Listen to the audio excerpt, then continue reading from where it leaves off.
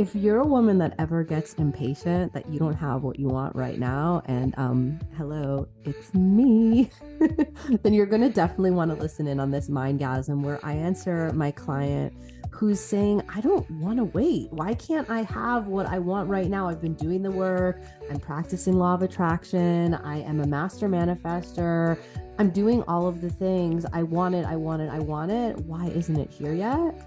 Listen in how I coach her and remove the block on how you can stop feeling frustrated and get ready to welcome in that amazing thing that you want in your life. I love this inquiry. Oh, it's so good. These are the best questions ever. So let me get into it because let's start with the first one. It's a yes and no question. Is it possible to attract what you want without being in alignment? The answer, yes. Question number 2, do I deserve a relationship exactly as I am? The answer, yes, 100%, of course. Question 3, I don't want to have to wait until I'm healed and in alignment before what I want comes, before my relationship comes. Why do I have to wait? And this is the bigger question. This is the bigger inquiry that I'm going to really dive into in this Mindgasm. But before I do that, it's very easy to answer a yes and no question so simply, but I just want to expand a little bit more. 100% you deserve exactly what you want, exactly as you are. Not having your manifestation doesn't mean that you don't deserve it. It doesn't mean that you're broken. It doesn't mean that necessarily that you're not even ready yet, right? Like that's a really basic way of thinking about the law of attraction and about manifestation. But the truth is that we don't always get what we want or get what we need when we want it. And sometimes there's really good reasons why, and sometimes there aren't. But at the base of it, it kind of just is what it is.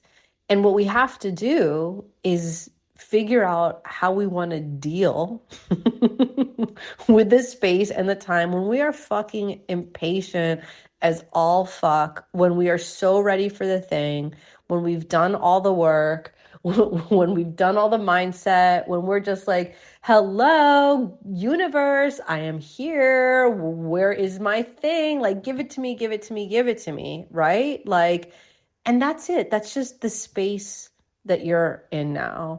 And so sometimes we ask ourselves questions that drive ourselves crazy or that make ourselves suffer that aren't actually relevant. And I'm saying that in like kind of a quotation. We'll unpack it a little bit. And all it is just our pattern or our tendency to get in our heads and to make things complicated, or right? That's a great way of keeping us busy. Let's like think all these different thoughts and come up with all these different scenarios and think about the worst possible thing. And, right? Like that's just a sign that there's a lot going on inside of us and our brains are getting busy. And there's this like space between what we want versus like where we are. And our brain is just like getting full of stuff, right? But it has nothing to do with deservedness. Okay, we can take self-worth, like, am I worthy? Do I deserve it?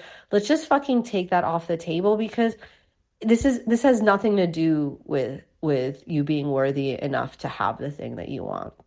But what it can do, what it could be, is an opportunity. And I'm saying that in, I hope this is an annoying kind of way, but sometimes I really like working with women before they're in relationships because you just have this opportunity right now to really work on and get clear and be in like your own stuff without having to deal with another person and all of their baggage and all of their like patterns and all of like the history and all of that kind of stuff.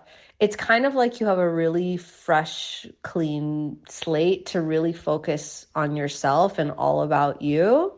But it's nothing about deservedness, 100%. So let's just like take that out of the equation right now, okay? And is it possible to attract what you want without being in alignment? Yeah, 100%. Because like, I guess what does alignment really mean? Like, what would it mean to be in alignment? It's almost like saying, when I'm healed, then I'll have the thing. But I think that this is such a big lie in the personal development industry and field, where people are selling like a point in time and a place in time where you're going to be perfect, where everything's going to be perfect, you're going to be fixed, you reach enlightenment, like everything's amazing. And like, all I got to say to that is, this ain't over. None of this is over until we're dead. Like, we are going to be constantly in a state of growth and evolution and learning and expansion and realignment, because as we grow and change, we become aligned to different things. Our desires change, our outlooks change, our values change, our needs change, how we want to live changes, right? Like, so there's never a way to be 100% in alignment or be 100% there, because even if you are in a moment, that's transitory, right? And anything can happen next, which would, maybe take you out of alignment or take you in a different place. And that's totally, totally okay. So there's nothing about waiting until you're healed or waiting until you're aligned before you get the thing, right? Why do you have to wait? You have to wait because it's just not here yet, right? And it's not about you. It's not about taking it personally. It's not about trying to go back inside. What am I doing it wrong? What do I need to make better? What do I need to fix in myself, right? Because that's another trap of personal development, is that we have to fix ourselves. We have to heal ourselves before we can be happy, before we can have the things that we want. And it's just not fucking true. You said it yourself, right? You see your friends and people that you know that are wackadoodle, not in alignment and fucked up, and that they're in relationships, right? Like, and so that that's not true. So let's just take that story out of our head, right? Because the only thing that's going on right now is you don't have what you want yet. And so the only question is, what do you want to do while you're on this part of the journey, right? And what you are realizing that you don't want to do is fix yourself and find problems with yourself and try to quote unquote make yourself better, right?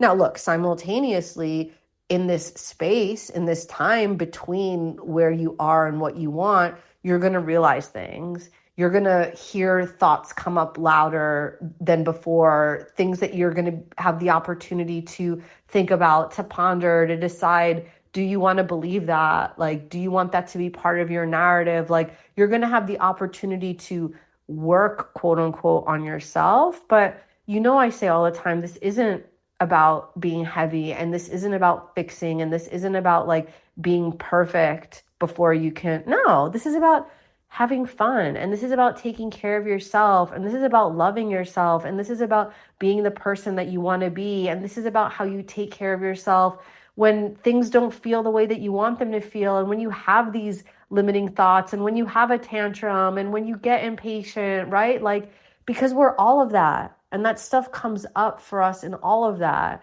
And all we do is have the opportunity, back to the gift of being single, that you just really get to focus on yourself exclusively when those things come up, instead of also having to juggle somebody else's BS and triggers and like all that kind of stuff, like while you're going through your own thing. So all this is you not having what you want yet. And that's your fucking job, is to stay in faith and to stay in commitment and to understand that it is happening.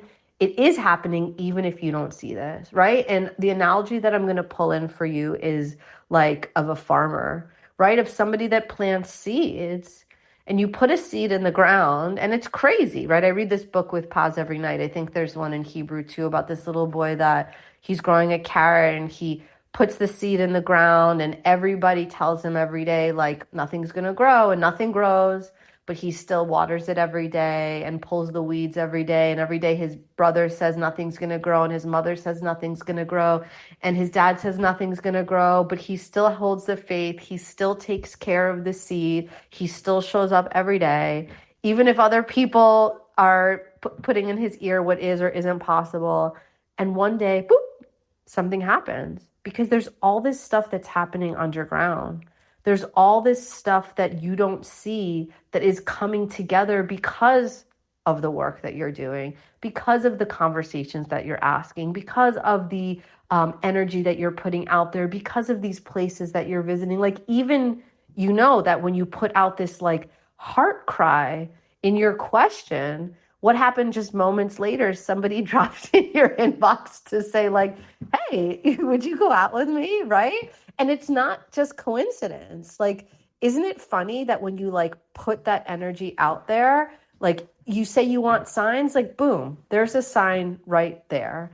And it's up to you to pay attention to those signs and to continue to believe and to continue to trust, because otherwise you're going to go into the other side of the spiral, which you were sharing in your message of like, but it isn't working and it's not fair, and going into that kind of place where everything feels like hard and despair and it isn't happening.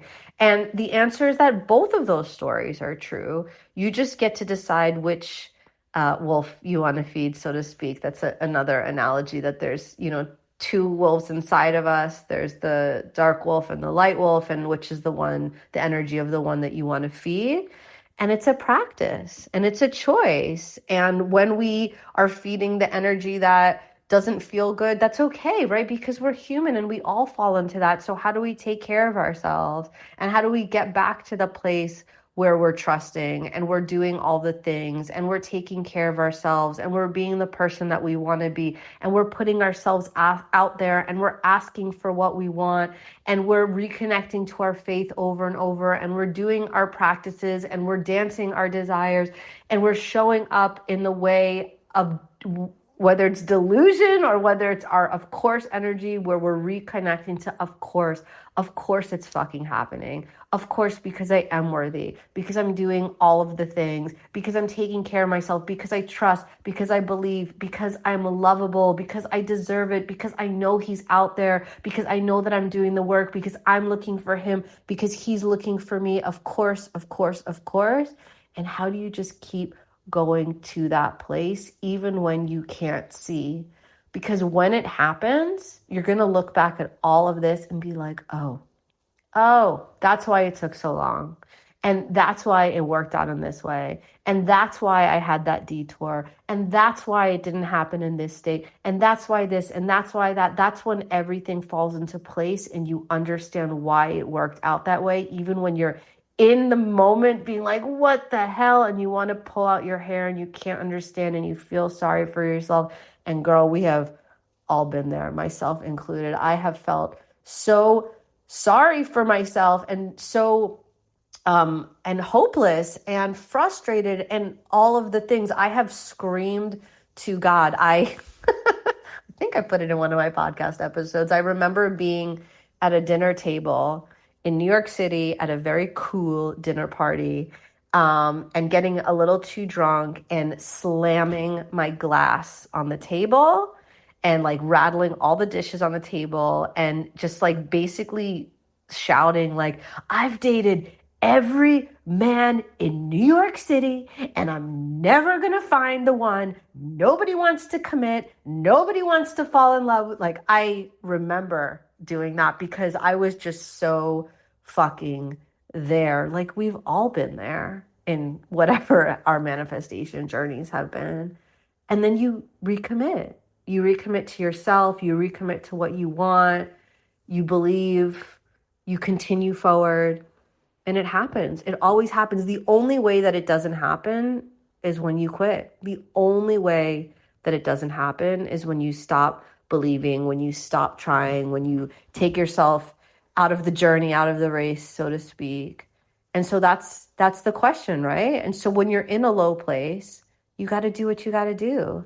You got to have your cry. You got to watch your sad movie. You got to feel sorry for yourself. You got to get hugs from your friends. You got to feel and just heal and just like process all of that and hold yourself in that and get yourself back to where you want to be. And remember that even in those moments, that when you're taking care of yourself in that way, even that is preparing you for letting in somebody else that's going to take care of you in that way. Letting somebody else see you in that, like letting somebody else hold you in that, because remember, like we can only allow from other people what we allow ourselves, what we model ourselves, what we give ourselves.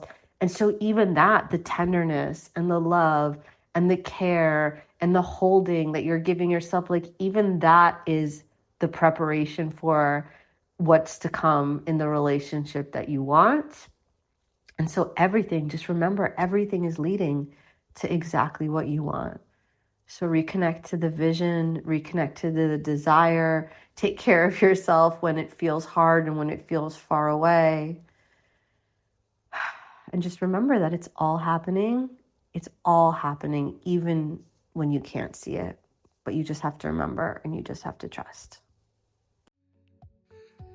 Okay, so if you listen to this Mindgasm and you were like, yes, finally an answer that I can work with and that helps me move forward, then I want you to shoot me a DM right now on Instagram at Michelle Kanan, that's my name, and let me know. You know, we often think our problems are so big or so unique, but after over 12 years of mentoring and coaching hundreds of amazing women, I have a lot of really simple tools, mindset shifts, and incredible rituals and guidance to give women like you that want to keep moving forward. So let's have an awesome conversation. Relationships are so important to me. And when you shoot me a message, I'm going to give you a free gift too. Yeah. So find me on Instagram, Michelle Kanan.